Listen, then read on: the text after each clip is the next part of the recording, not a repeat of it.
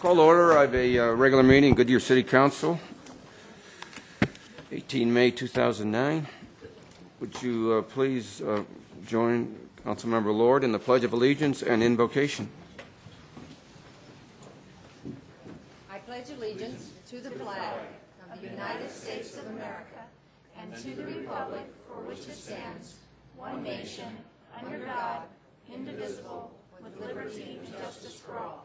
Would you all please stay standing and bow our heads? Lord, in unified prayer with praise and thanks for all you have bestowed upon our city, sustain us with your bountiful spirit. Guide us in making the right decisions for our citizens as we walk this path to economic recovery. And Lord, place your steadfast care over our troops and families serving throughout the world. In your name, amen. Amen. Thank you. That's very nice.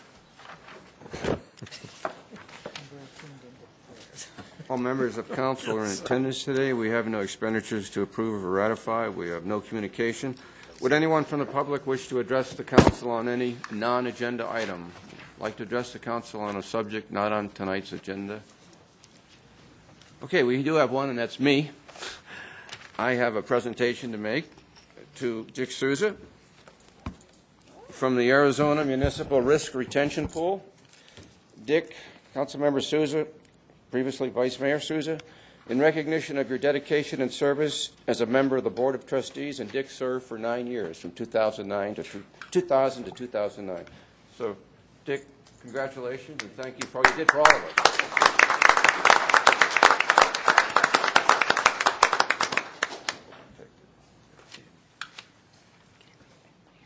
Okay, we'll move to consent and ask the clerk to read consent items A through G, please, by title.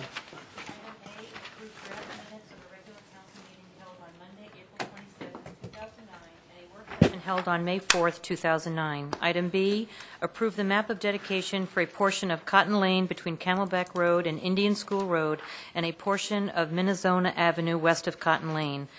Item C, accept the dedication of a portion of Bullard Avenue right-of-way, public utility easement, and a temporary construction easement south of Interstate 10. Item D, adopt Ordinance 09-1177, amending Ordinance Number 08-1117 to modify stipulation number 11 of the approved Citation Business Park Final Planned Area Development Pad Overlay Zoning District, providing separability and providing for an effective date.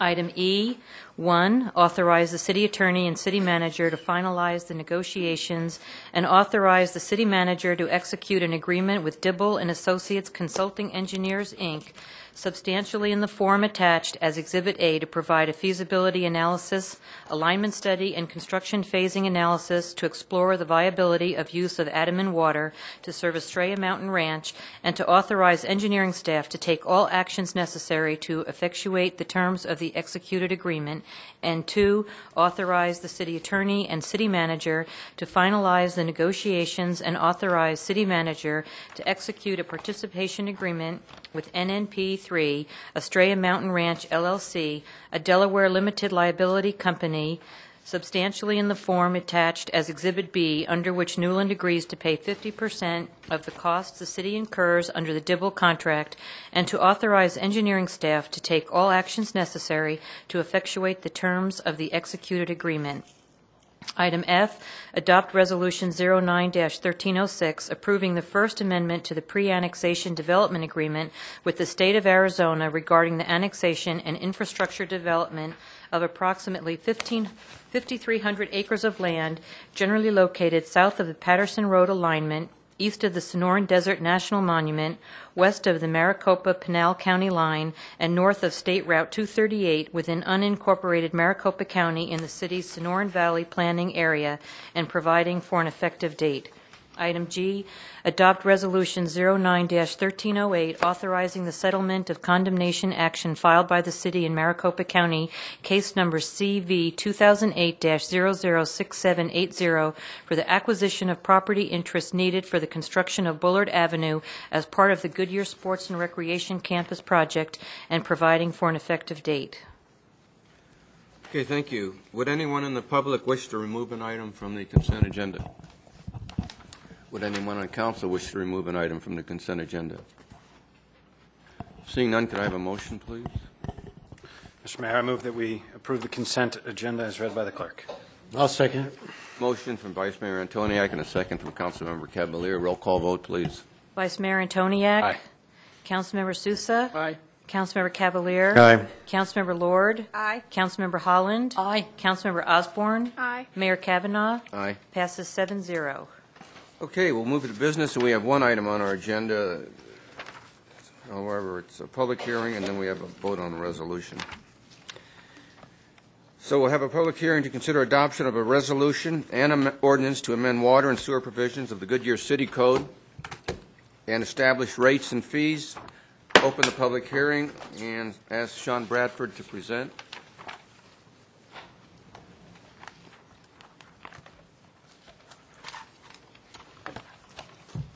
Good evening, Mayor, members of the council. Got the keyboard. There it is.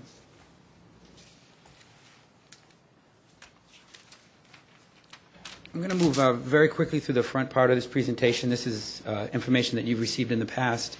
We've discussed this at the council advance last year, and then we had a presentation with the city council in late winter, early January, I think, of this past 6-7 months ago. I want to get in and I want to focus on the impact of the requested increases, how those increases compare with other communities, and then provide the public enough time to ask any questions that they may have. We're going to just open up. These are the recommended rate increases that staff is preparing and has brought to you, brought before you tonight.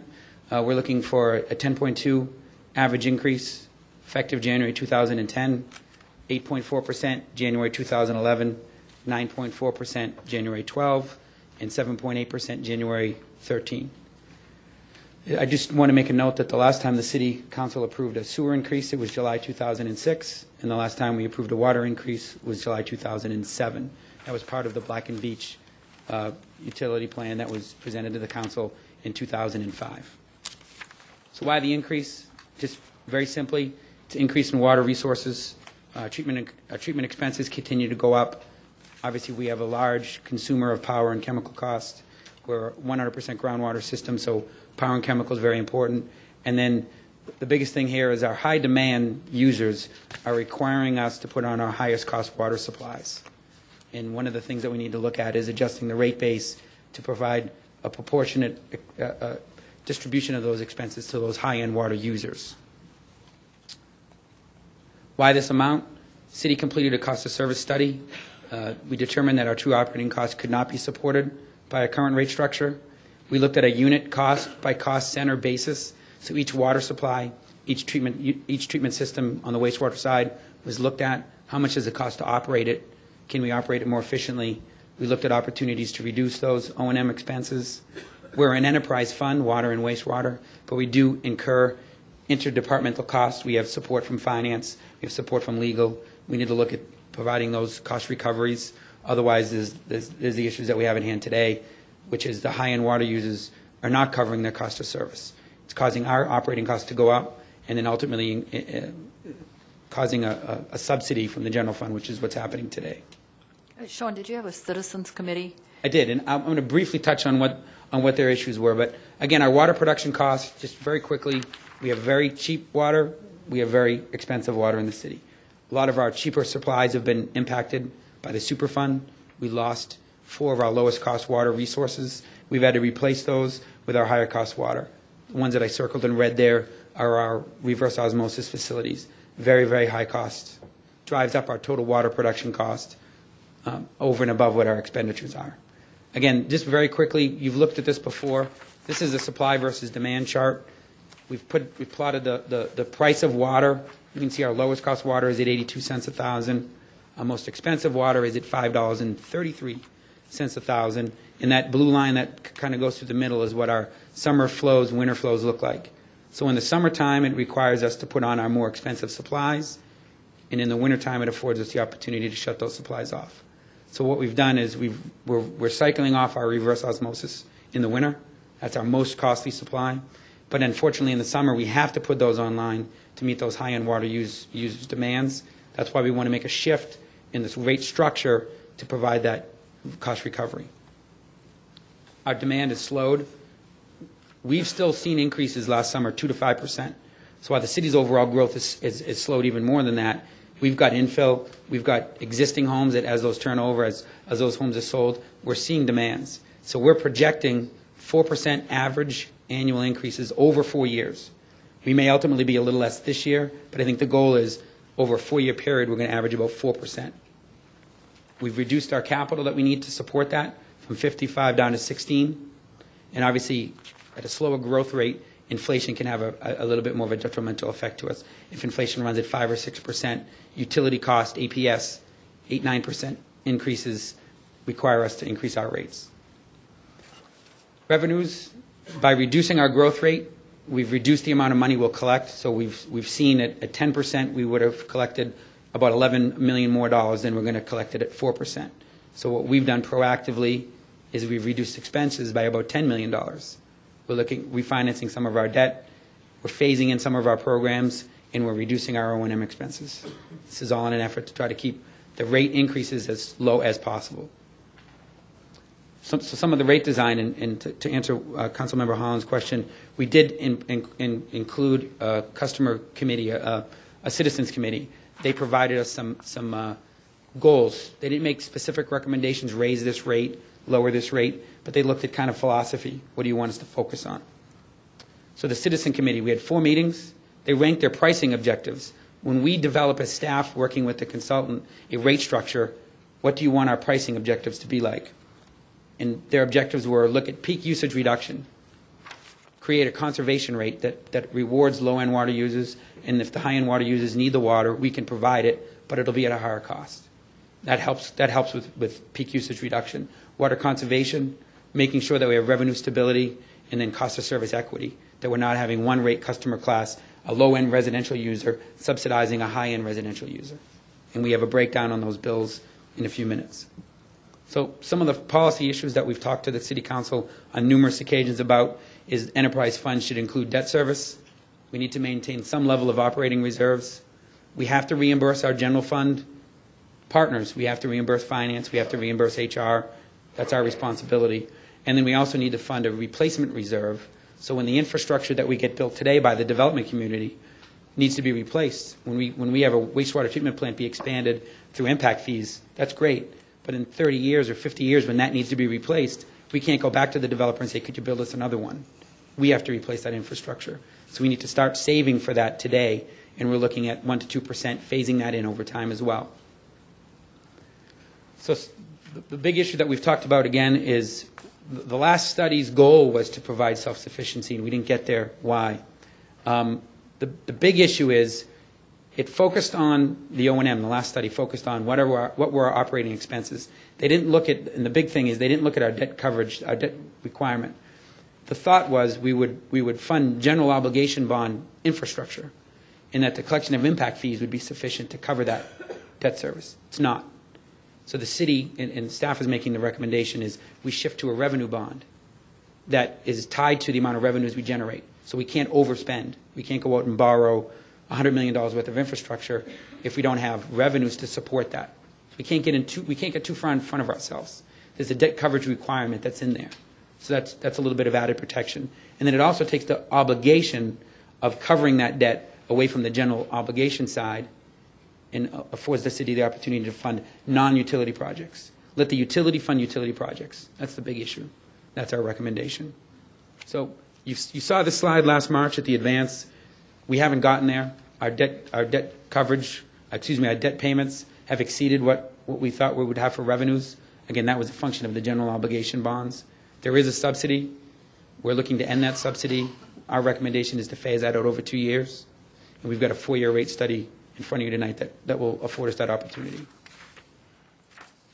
So impacts on rates, we can make one large adjustment one time and fix everything at once. Provide that replacement fund, switch the debt service coverage from general obligation to revenue bonds. We could do all the things we need to cover our operating expenses, but a one-time increase would be rate shock. So we're recommending a 4-year rate increase.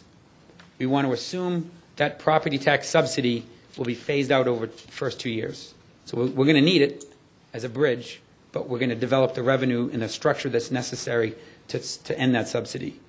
and then we want to phase in our indirect costs as well over the next 2 years. And we talked about this at the council advance actually last year. And then one thing we want to do for the next 4 years is look at allocating a portion of the general fund reserve, kind of our contingency fund, using the general fund's contingency as kind of our contingency. Phase that in after 4 years. Again, developing a reserve today would require a larger increase. We're trying to minimize the shock to the citizens. So use the city's overall contingency fund for both utility and non-utility purposes. So this is the meat of the presentation. I wanted to move very quickly, and thank you. Monthly fixed cost, these are based off of water meter sizes. Again, the larger meters require the larger volumes of water. So those increases are larger in proportion to the smaller end users. A typical residence. Okay, go ahead. You were just going to say it. A typical residence is 3/4. There are some residents that use 1 inch. There's probably a handful of homes that may require 1.5 inches. That's a function of number of plumbing fixtures in a home. There's a universal plumbing code that says if you have so many toilets, so many sinks, you add them all up. That tells you the amount of water you need, and that tells you the size of the meter that you have to deliver that water. So that's just a straight up calculation. But most homes are 3/4 to 1 inch. What we've done here is this is one of the structural things that we're changing. We have an inclining block rate, conservation rate, which means the more water you use, the more expensive it becomes to use it. And that's in direct relationship to the more expensive our water resources are as the demand goes up. If our demand is low in the wintertime, when we run it, about half of what our summertime demands are, we can run our cheaper, more inexpensive water resources and not turn on that high expensive RO. But we have to have a rate structure in place that says if the citizens or the businesses or the people who require that water request it, we have to deliver it, but we have to recover our cost. So what we've done is we've changed the blocks.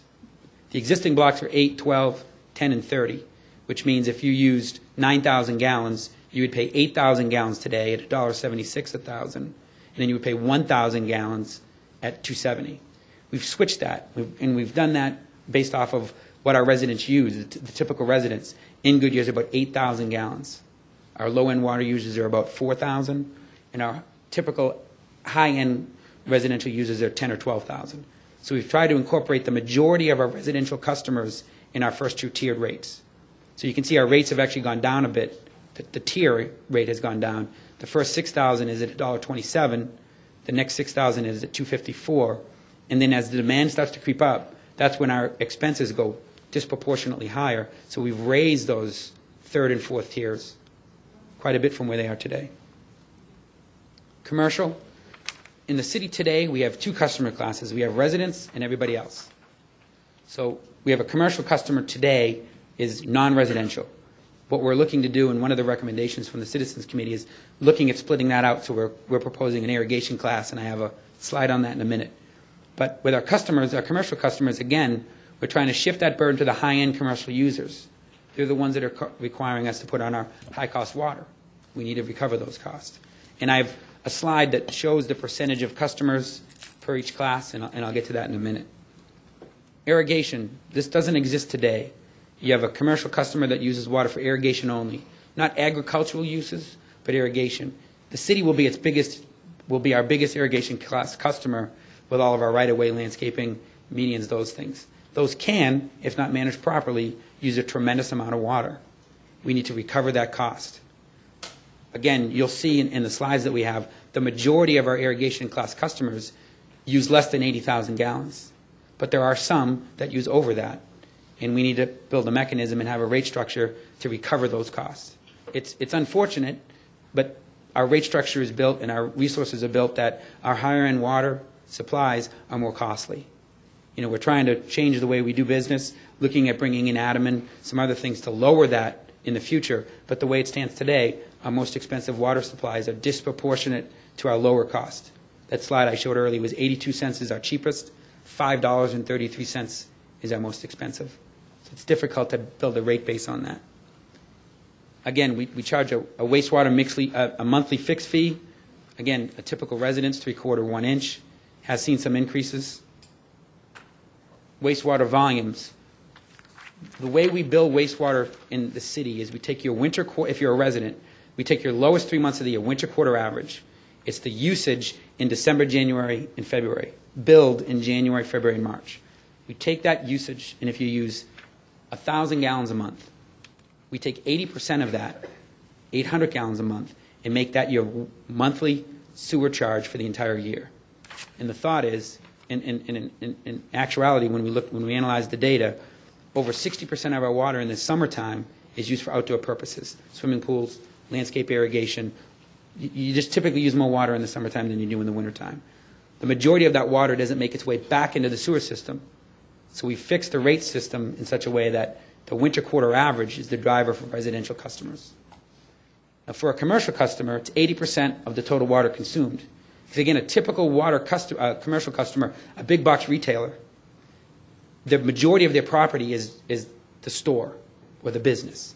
They have minimum landscape irrigation. So the majority of the water that's provided to that property, about 80% of it, comes back to us in sewer flow. So we've built a system in place, and it's the way the sewer system, the way the billing system is set up today, isn't changing. Commercial customers at 80%, residential customers at 80% of the winter quarter average. And with an irrigation class customer, there's no connection to the sewer system, so there's no sewer charges. Irrigation class customers are water only. Again, landscape maintenance. Here's the meat and the potatoes of the presentation. This is what a low-end water user, an average, a high, and a very high water user in the city of Goodyear currently pays. $41.27 is the low. Average customer is about $57, $58, and then you can see high and very high users. As the city manager mentioned in his earlier presentation, we're recommending an increase to $64.50 for our average water customer in the city. When I say average, I'm just going to flip to the next slide quickly. This is the breakdown of water usage. And I apologize, the bottom numbers don't show up, but it starts at 1 and moves to over 20 on the bottom, on the right-hand side. Majority of our customers are at that peak of the bell curve, and that's between 4,000 and 12,000 gallons. So the majority of our customers are in that sweet spot. So we've built a rate structure to provide service to that majority. Now, there are residential customers that use a lot more than 8,000 gallons a month. But we need to build a rate structure to recover those costs, and we've done that. So you can see on a residential bill, the higher-end water users' costs go up, and they go up quite a bit. Again, that's in direct proportion to the expenses we incur to provide that water. Commercial, and this is the residential bill comparison. As the city manager mentioned, Lipsco has filed with the ACC for an increase. They filed their application on March the 9th. Lipsco staff did notify the city. Its consultant let us know that there was a rate filing in front of the ACC. As of 2 weeks ago, that application has not been accepted. So these are just proposed numbers, and we don't want to cast any aspersions on the private utility. But what they've requested, the city manager had it a little higher than it was. It was 115.9% increase on water and a 78.7% increase on sewer. And they're looking for about an 11.4% rate of return. So they're looking for a very high rate of return. That's what they've requested. If approved, their rates would be higher than the city of Goodyear's. If approved in 2010 compared to our rates in 2010 as represented on this screen. Lipsco's rates today are currently $42. Do you mind if I inject a question here, Mayor? Can we look at their rate application, if we haven't already, and determine whether they're trying to recover the costs for mitigating the odor issue? And if they are, submit an objection to that? Because that odor issue, I don't know if I'd have the support, and maybe this is for another meeting at some point, but my concern would be is if they're trying to recover the costs for a condition which they committed themselves to prior to their application, they're looking to pass that cost on to the ratepayer, and in all reality, that corporation ought to be paying for that. In their application, they list that they've increased their wastewater rate base by about $20 million. So again, we'll provide that report to the city manager as requested by the council in the earlier presentation. And we can absolutely look into that, Vice Mayor. I'll work through the city manager on that, of course. Makes any sense. Okay. So this is how our rates compare. I was quoted at one point earlier, a few presentations back, it is what it is, but unfortunately the city's water supplies are more expensive than some of our neighbors. We have an abundance of groundwater in the city of Goodyear. We're blessed with over a sustainable supply of over 100 million gallons a day if we wanted to develop it. The difficulty is it's very expensive to treat the water that we have. And it's the geology, it's the aquifer that's beneath us. We didn't do anything wrong. We're not drilling in the cheap supplies and only drilling in the expensive supplies. We've tapped out all of our low-cost water resources, and the other ones that we had were contaminated. Again, not making an excuse for that. It's just the reality of the situation. So it's caused us to develop and to provide higher-cost water, which drives up our water rates. The city's doing everything it can, and staff, through the city manager, is doing everything we can to tighten our belt operationally. And it's unfortunate that we have to raise these rates. We've deferred them as long as we can. We defer them. Originally, our intent was to try to raise rates in July of 2008. We've tried to defer that again another 6 months. So we're proposing, again, January 2010. Again, it's unfortunate, but we will be in the upper tier as listed. But again, other communities are going to catch up to us, and in some cases, utilities may pass us. Commercial bills. Again, an average commercial customer in the city of Goodyear is about 20,000 gallons a month. Their bill is going to go up from $116 a month to $137. And then each year after, you can see that there's increases. How does that compare from a breakdown of how much water our commercial customers use?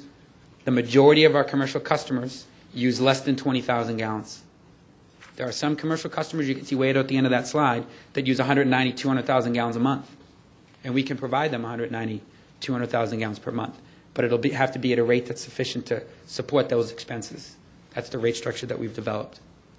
Again, commercially, we compare very favorably to our communities around us. Our rate structure, the equity, the way that we've developed our rate system. Again, if approved, Lipscomb would have the highest rates. They'd be over $209 a month. They're currently at about $98. With the city's proposed increases, we'd be at $137. Again, this is for our average customer, apples to apples comparison. Average for us is 20,000 gallons. So we took that usage, and you did 20,000 gallons in Peoria, 20,000 gallons in Avondale, 20,000 gallons in Surprise. An average customer in Surprise may be 18,000. That's not apples to apples, so we wanted to try to show you that. And we did the same thing at residential. It's 8,000 gallons. That's what an average customer in Goodyear looks like. If that average customer lived in Surprise, that's what their bill would look like. So this is what is representative on the commercial side. Irrigation. This is where we see large volumes of water for our irrigation class customers, really driving up our summer demands. Landscape irrigation is a huge, huge issue.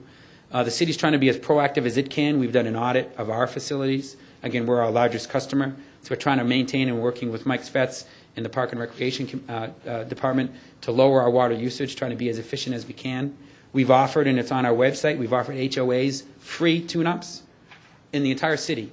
We've offered, even if they're not in our service territory, our staff will go out, we'll meet with their grounds folks, we'll look at their irrigation timers, we'll look at the way they water their lawns, water their landscape, and if there's suggestions that we can come up with, and we typically can, to reduce that usage, we're offering that at no cost. And we've had, I think, to date, over 15 HOAs sign up for it. And we'd encourage all HOAs to do it. It's one of the largest water wasters is over-irrigating landscaping. So again, if we can encourage people to cut that down, it will reduce our expenses more than it would reduce the revenues that we'd lose. Because our expenses are so high in the summertime. So anything we can do to reduce that peak is a benefit for everybody. Irrigation class customers, the majority of our customers in those first few tiers fits within that tiered structure that we've proposed. Again, you can see some irrigation customers use a large volume of water, but we've got a rate system in place that'll recover those expenses. So again, in closing, I wanted to be brief. This is what we're recommending. This is what's before you tonight. I'd be happy to answer any questions you have. Thank you very much, Mayor. Thank you very much. Comments from the public? Again, this is a public hearing. Comments from the public? Mayor, I do have two speakers. Okay. The first one is Nancy McFillan.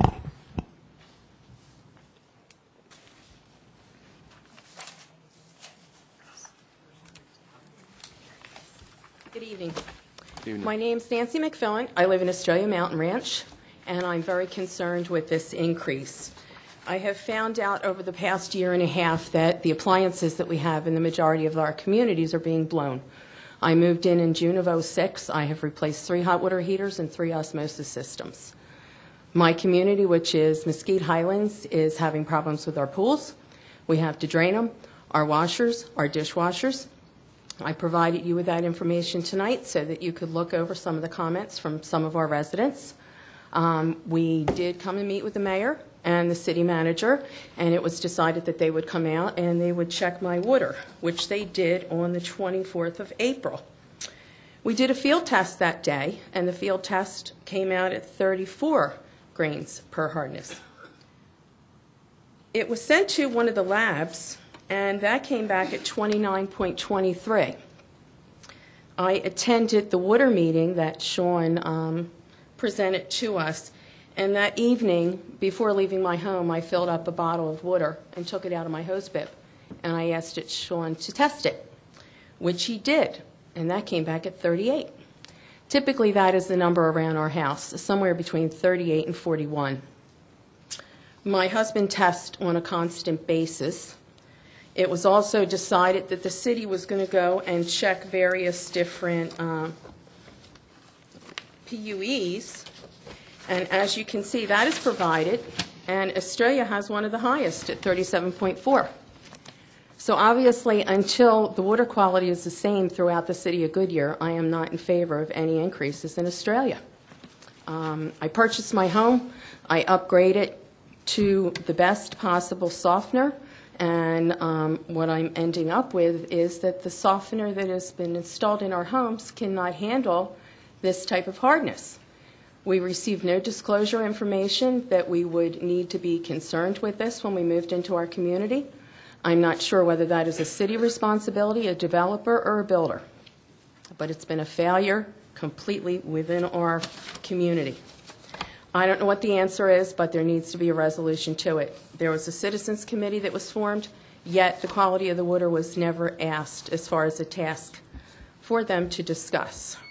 So I would like a public response as to how this is going to be dealt with. Australia is not going to be a cash cow in this situation. My quality of life matters. I deserve the same you all have, and I want something done about it. Along with the fact I'm not really thrilled about the beautiful building that Water Resources is in. I'm not thrilled with the $990,000 that was approved for the fence, and I'm really unhappy with the $54,000 approved to adorn with art. Thank you. Thank you. The next speaker is Christine Espressione.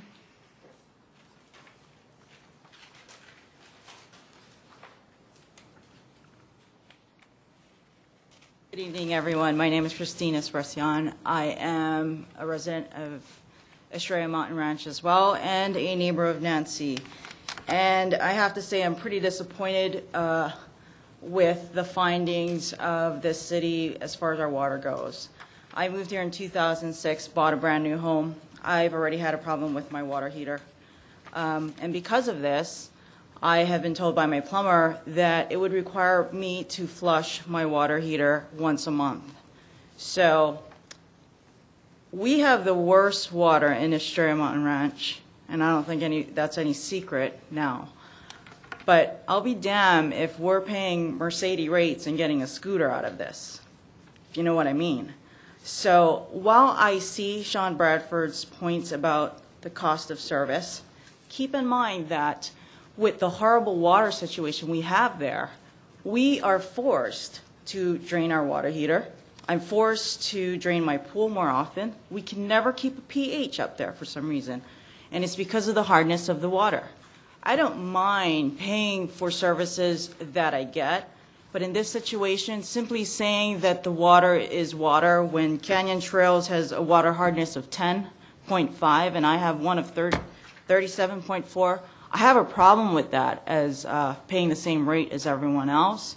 I think that a study needs to be done, and there needs to be a resolution for us as to why we are incurring costs at a 2-year new home site for water heaters, for dishwashers, and we were told, you know, you could possibly be over-softening your water. Now, I don't think that's the case. If you would survey our community, you'll find that the people without the softener actually blew before the rest of us. I found that the water softener system, also an upgrade for me, that was put in my home is also not appropriate for my home because of the hardness of the water. So Does the city have a responsibility to us as citizens to disclose that the water is so bad that we might be looking at some special equipment? I think so. It's your responsibility. I don't care if it's at a city level or the developer level, but if we have the wrong things in our homes, doing the wrong things, I can't even imagine what lies beneath me. A 2-year-old home, and we've already had problems with Nancy not getting any water flow up to her second floor. You should be outraged, because I am. And to pay an increase, I think at this point, more studies need to be done on the quality of our water that we're paying for. Thank you. Thank you. Additional comments from the public? Okay, seeing none, I'll close the public hearing, and I'll ask the clerk to read Resolution 09-1307 by title only, please. Adopt Resolution 09-1307, approving the Water Resources Department Cost of Services Study, Phase 3, dated January 2009, completed by Red Oak Consultants, adopting a 4-year water and sewer rate structure and effective dates for the water and sewer rates, and providing for an effective date. Okay, thank you. Could I have a motion to approve the resolution? Second. Motion from Councilmember Souza and a second from Vice Mayor Antoniak. It's open for discussion. Council, comments? I have a couple questions. First of all, the budget that we just were discussing, is that including the increase in the water rates for 2010? Yes. Yes, it is. Okay. I'm sorry, Councilmember Osborne. Just for clarification, it's a half year of the increase. Right. The rates are effective in January, so it would only come for half the fiscal year, but yes. Okay, but it is within that. Some HOAs have discussed the fact that they would like to use reclaimed water, and we do not have the infrastructure to do that, I guess, to certain areas. Do we have within our future plans how we're going to tackle that so that we can use a lesser grade of water for HOAs and their irrigations? Mayor, Councilmember Osborne, and as part of the rate structure, we're proposing a discounted rate for the use of effluent or reclaimed water to mitigate potable water demands for landscape irrigation. The city has, in this current fiscal year's CIP budget, but I think it's a $2 million line item to build a water storage and booster system for the reclaimed system in the central planning area. That's the 157th plant that runs between the Gila River and I-10. And we're looking at increasing our abilities to deliver water to the north to meet future demands. And that's about a $2 million upgrade that we're doing this year. The city has instituted, as part of its impact fees, a line item, a section of the total utility impact fee for reclaimed. And as that fee is collected, there'll be dollars generated that will afford us the opportunity to expand the system to meet new demands. We could, future growth is going to dictate where we put the infrastructure. We want to try to infill as best as we can in the central planning area, and then look to follow the model that Australia has done down in the southern planning area, where they have a fairly robust reclaim system. Lastly, can you address what the two ladies spoke of the hardness in Australia, please? The city has hard water. I had 2 informational meetings at the request of council, May 5th and May 7th, and it was essentially a condensed version of the presentation. You got a condensed version tonight of the presentation. The city has hard water. Southwestern United States has hard water. It's a function of the geology that the aquifer sits within. Again, it's hard. Hardness is an aesthetic issue. I understand their concern, and I sympathize with it. I've had discussions with both of those residents, and I understand their pain. The city's water supply meets all state and federal requirements. Hardness isn't one of them. There's not a contaminant level that says if you get above this, you have to do something. Hardness for the vice mayor may be more palatable than hardness for the council member, Councilmember Lord.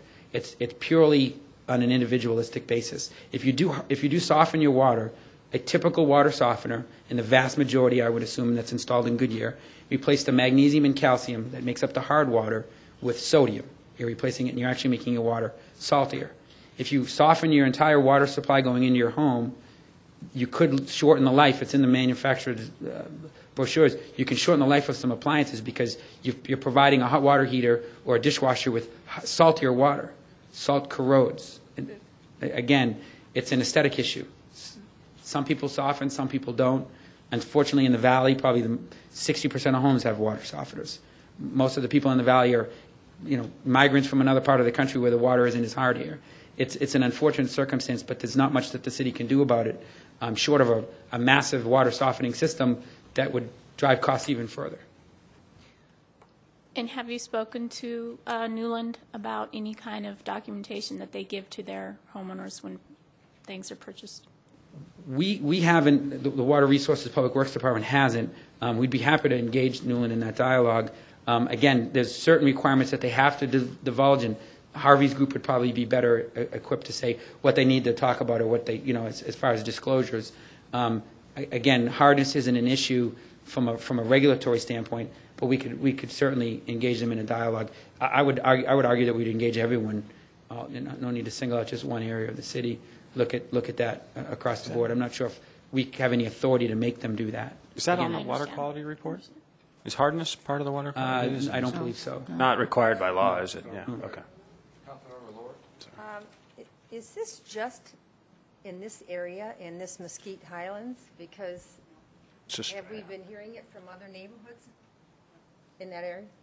it was hard when I Well, lived. hardness is always an issue. Hardness, no, I know hardness, but I mean to this degree, as other neighborhoods come before you or ask the question. Nancy has taken the charge. Nancy has taken the charge, and she's brought us information from other residents.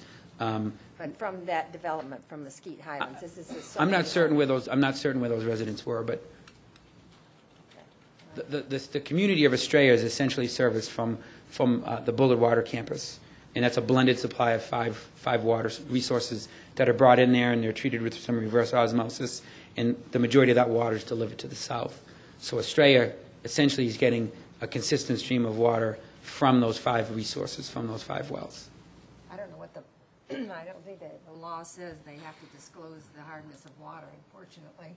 There are other technologies, and I don't mean to interrupt, there are other technologies that you can use that aren't salt-based, but potassium-based, and then you can have regenerative technologies. Those costs drive it up even further. There's regenerative technologies where they actually use like a media to treat the hardness, and it doesn't increase the salinity, but those could run $30, $40, $50 a month in service charges. Basically another utility bill. The questions that I had pretty much answered just recently. Thank you. Councilmember Holland? Well, I just, this is kind of a kudos to the Water Department, because I know that you guys have been dealing with the brine issue all along. Part of the conservation program that we've put into place is to try to encourage people to not use salt-based water softeners. And yet, when I ask people what they use, even with the noise we've made, even with saying some of the things in the movie theaters, remember we had a little marquee in there, even any kind of advice that we give like that, when you get ready to purchase your water softeners, there's no one there to tell you that you're adding more salt to the water supply that's going to have to go through RO, that's going to have to be cleaned and put back out again. So we're really not solving all the problems. And the other thing about the effluent, Sean, and maybe you can kind of help me here, a lot of neighborhoods do use effluent water. And one part of the conservation that we're trying to put in place is to encourage more areas to use artificial turf. Some of the communities already do that. And we noticed our new ball field. In case people were walking up, you probably thought it was real grass as you entered the park area, and it's not. Even though you might see water sprinklers there, they replaced it with artificial turf. So I think, a lot of things we're doing, we have to do it kind of on a slow basis, and it's going to take a while to get all this through. But it just seems like that the hardness of the water, I've never heard that being an issue before. So I'm not real sure what the city's responsibility is there. Councilmember Cavalier? Yeah, I guess I need to know does all of Australia get their water from the same area? Yes. From the same wells? Yeah, the Estrella community has no water resources developed inside of Estrella. So it all comes from north of the river? From the central planning area. And the majority of the water, hydraulically, the way the system is built, is a 16-inch water line that runs up Estrella Parkway. That's our sole water line. And that water essentially comes from The Bullard Water Campus is a 16-inch line that runs down Lower Buckeye Parkway out to Estrella, and then it goes south. And the majority of the water that they see throughout the year is molecules that are originated at the Bullard Water Campus. Yeah, that I didn't realize our hardness was that bad, but I haven't gone through that. Well, I've gone through 3 water softeners because they were also poorly built. There's a lot of water softeners out there that aren't any good, and most of them on the market aren't any good. There's about 2 or 3 that are. When you finally find the right one, doesn't matter if you use salt or potassium, whatever you use, if it's a good water softener, it'll do the job. And your water manufacturers for water heaters recommend that you drain your water heater at least once a month, or once every 6 months anyway, at the most. But we always drain ours. We've always done that. And I'm only on the second set of water heaters, and I've been in the house 12 years.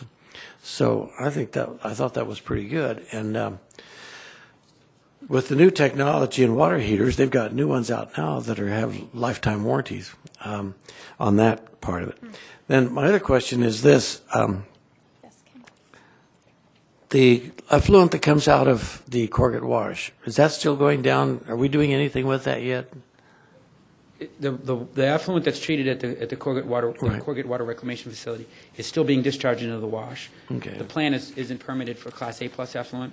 The city is funded. Oh, it isn't? No, the city has just completed a facilities master plan where we look at the next phase of expansion at that facility, and we're working with the developer on co-funding some improvements to provide Class A plus effluent that we would then enter into the non-potable system in Estrella. All of the effluent that's treated at Rainbow Valley is being put into the system. None of the effluent that's being treated at Corgott is, as of today. Because we will eventually use all of that effluent for the golf course in Estrella and the area around the lakes, right? And the lakes themselves. Right now, it's a non-potable system. It uses Right. the majority of it's mined groundwater that the developer runs through their waters. They have a couple of groundwater wells that they use for non-potable purposes. But in the future, we'll have hopefully 100% effluent most of the year. Okay. Yeah, question on the hardness issue. What type of capital improvement would we be talking about in terms of? When you talked about regenerative technology at the home? I mean, I'm familiar with the one where you can rent The canisters? The canister from Yes. like Rain Corporation is one of them that comes around and does this, and it's like $30 a month, $35 a month. And is that the kind of technology you're talking about you'd have to have? I don't think there's a large-scale water softening plant that I'm aware of in the United States. I mean, we'd have to look at a technology. It would be similar technology. The science behind it would be very similar to that. Okay. But the cost, I wouldn't even want to venture a guess. It would be very, very costly to try to soften the water that comes from our aquifer. Okay. And we've tasked you with having a revenue-neutral department, and we've harped on you. I think you've probably taken daggers out of your back at times from us up here on council for harping on you to have a revenue-neutral department. I sympathize. I lived down there myself for 4.5 years. I went through a dishwasher. So, I mean, I know you're talking about pretty hard water. That said, we don't have a federal regulation. I guess, Nancy, is it Michelle? Christine and Nancy, not to put you all on the spot, but if we were to invest, I'm going to put you on the spot. If we were to invest capital improvements in order to soften the water down there, where would you suggest we come up with the money to do that? Art. Okay, so $50,000 in art that didn't come out of the capital improvement program nor the water budget. I guess my point is we've got to come up with it from somewhere. So either we look to individual. Yeah, I mean, we look to individual technologies at our home, which are about $35 to $50 a month. You can get individual technologies at your home, or we can put in tens, if not 20s of millions of dollars of infrastructure into the system, of which we have to recoup from somewhere. And the only place for us to recoup it is from your bill.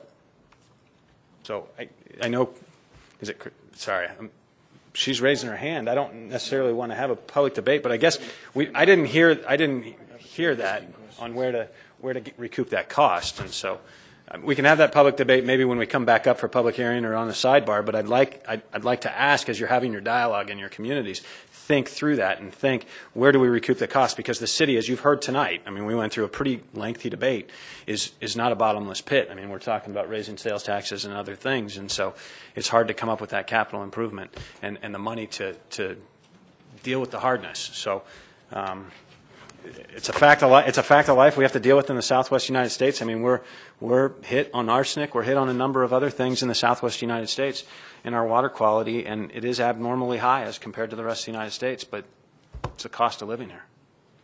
Okay, just a quick question. When are you going to start pulling adamant water down there? The goal is summer 2010. I'm going to say summer, and we can define what summer is later. It may be May, it may be August, but we're looking to bring water resources online in 2010. That'll help resolve it. It will help, yes. Our biggest goal is to bring adamant in is to offset that RO Right, water and it'll help for the this majority of issue. the year, yes. Okay, I have a motion and a second. Roll call vote, please. Councilmember Sousa. Aye. Councilmember Cavalier. Aye. Councilmember Lord. Aye. Councilmember Holland. Aye. Councilmember Osborne. Aye. Vice Mayor Antoniak. Mayor Kavanaugh. Aye. Passes 7-0. Okay, I'd like to ask the clerk to read ordinance 09-1167 by title only. Adopt ordinance 09-1176, amending Chapter 14 of the Goodyear City Code to add a new water service category, require applications for reclaimed water service, replace pricing for effluent with pricing for reclaimed water, and providing for an effective date. Okay, can I have a motion to approve that ordinance? Move the adoption of the ordinance. Second. Motion from Councilmember Souza, second from Vice Mayor Antoniak. It's open for discussion. Roll call vote, please. Councilmember Cavalier. Aye. Councilmember Lord. Aye. Councilmember Holland. Aye. Councilmember Osborne. Aye. Vice Mayor Antoniak. Aye. Councilmember Sousa. Aye. Mayor Kavanaugh. Aye. Passes 7-0. Okay, thank you very much. Thank you, Sean. Thank you. Opportunity now for council members to current events and comments they'd like to. Councilmember Holland.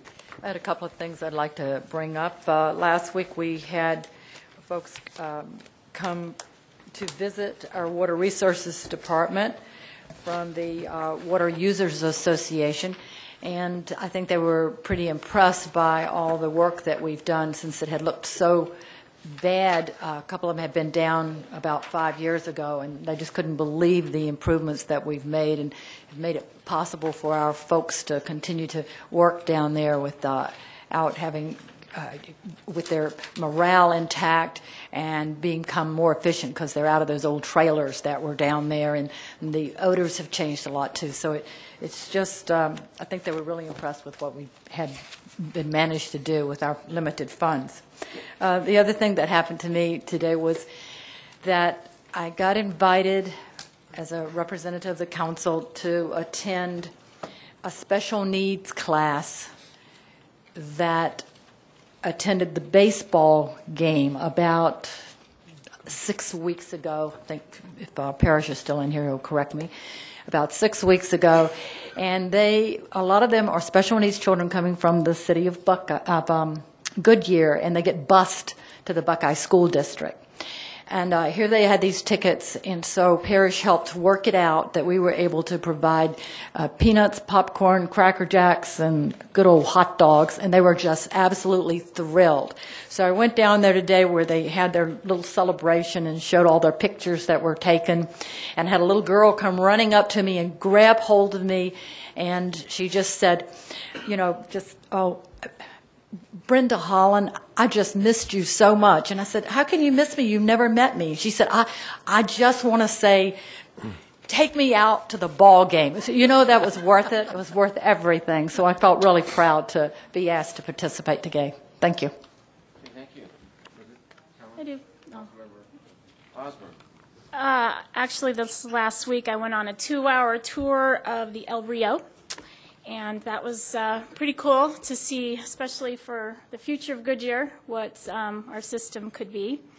But most importantly, this week we have graduation, and I'd like to congratulate all of our high school seniors. I want them to realize that they are not finished, that they have college or the military to go on to.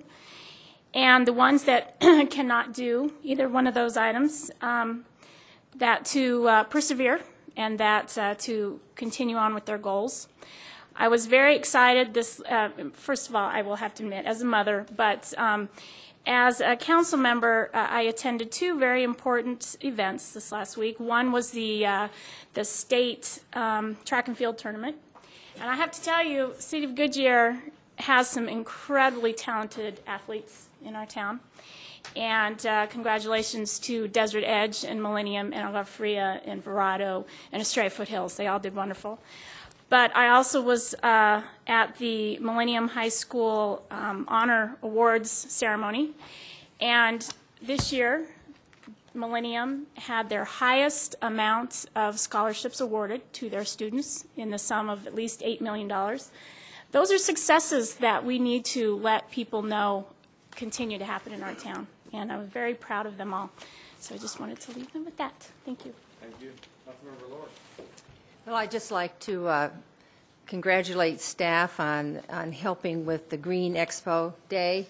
When citizens often say, well, what can I do?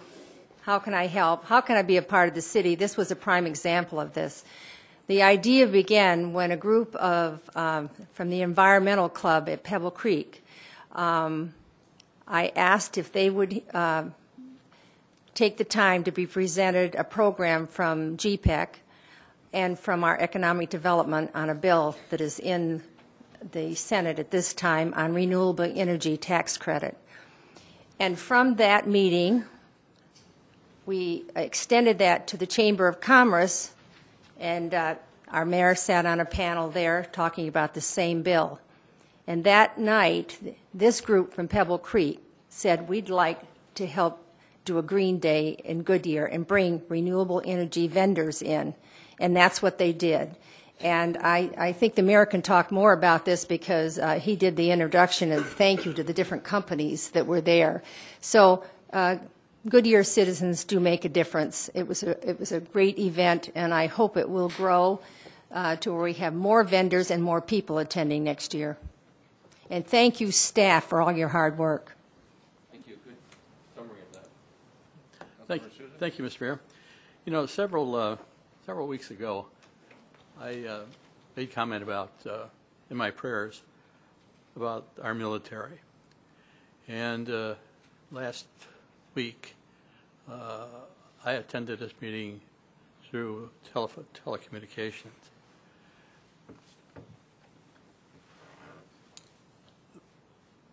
I'm happy to say this evening that not only my events down in Atlanta was the graduation of my granddaughter, but also my grandson came home yesterday from Iraq. And we saw some pictures of him being greeted in Atlanta with his wife and two little daughters.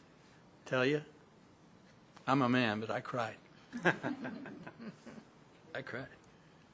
Thank you, God. I just want to say, I think it's time to close this meeting.